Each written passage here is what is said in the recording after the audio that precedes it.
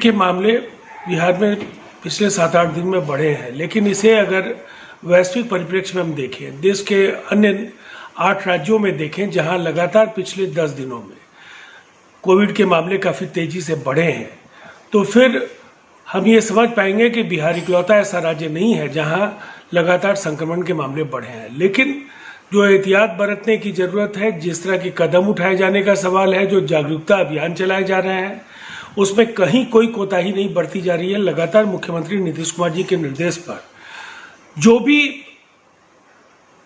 आधारभूत संरचना से लेकर इस आपदा से निपटने की तैयारियों को लेकर प्रबंधन में अगर कहीं भी कोई महत्वपूर्ण सुझाव है तो उसे क्रियान्वित किया जा रहा है और पहले से बेहतर संरचना तैयार हो रही है। और इसलिए इन बढ़ते आंकड़ों को नियंत्रित कर पाने में अगर हम जागरूक होकर राज्य सरकार और केंद्र सरकार के निर्देशों का पालन कर पाए तो फिर काफ़ी हद तक इस चुनौती से हम निपट पाएंगे।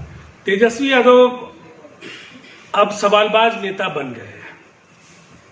बिहार में उन्हें कुछ भी अच्छा नहीं दिखता है। कोई प्रशासनिक फैसला हो, राज्य सरकार को विशेषाधिकार है, चाहे वो स्वास्थ्य संबंधी निर्णय हो, जनता को लाभ पहुंचाने के लिए बड़े कदमों का ऐलान हो, जनता के प्रति अगर हम उत्तरदायी हैं तो फैसले नीतीश कुमार जी के नेतृत्व में राज्य सरकार को लेने होंगे।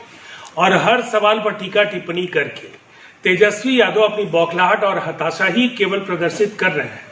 मुश्किल वक्त में जनता के दुख दर्द में शामिल होने के बजाय केवल शोरगुल और कोहराम उनकी सियासत का एक हिस्सा बनता जा रहा है।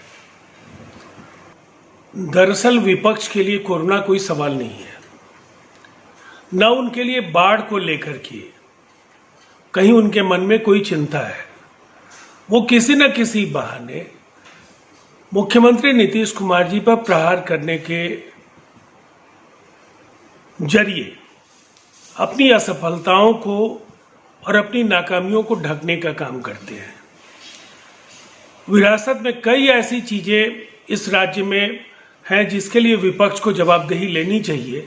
स्वास्थ्य विभाग की जो खस्ताहाल व्यवस्था थी उसको जिस तरह से पटरी पर लाया गया और एक विपरीत परिस्थिति में कोविड जैसे मुश्किल चुनौती को निपटने के लिए जिस तरह से तंत्र को विकसित किया गया है और बाढ़ को लेकर के जो हमारी तैयारियां हैं, आपदा प्रबंधन को लेकर के जो हम लोगों ने जो फैसले लिए हैं, उन फैसलों पर भी विपक्ष को जरूर देखना चाहिए। इसलिए कि आज बाढ़ को लेकर के जिस तरह से नेपाल की कई जगहों से काफ़ी उनके यहाँ बारिश हुई है और उसके बाद बराज से लाखों क्यूसेक पानी छोड़े जाने के बाद और फिर बिहार में जो मूसलाधार बारिश हुई है उससे भी बाढ़ की स्थितियाँ काफ़ी कठिन बनी हैं। लेकिन राज्य लगातार इस दिशा में प्रयास कर रहा है। स्टैंडर्ड ऑपरेटिंग प्रोसीजर तैयार है। राहत आपदा प्रबंधन और जो भी तैयारियां हैं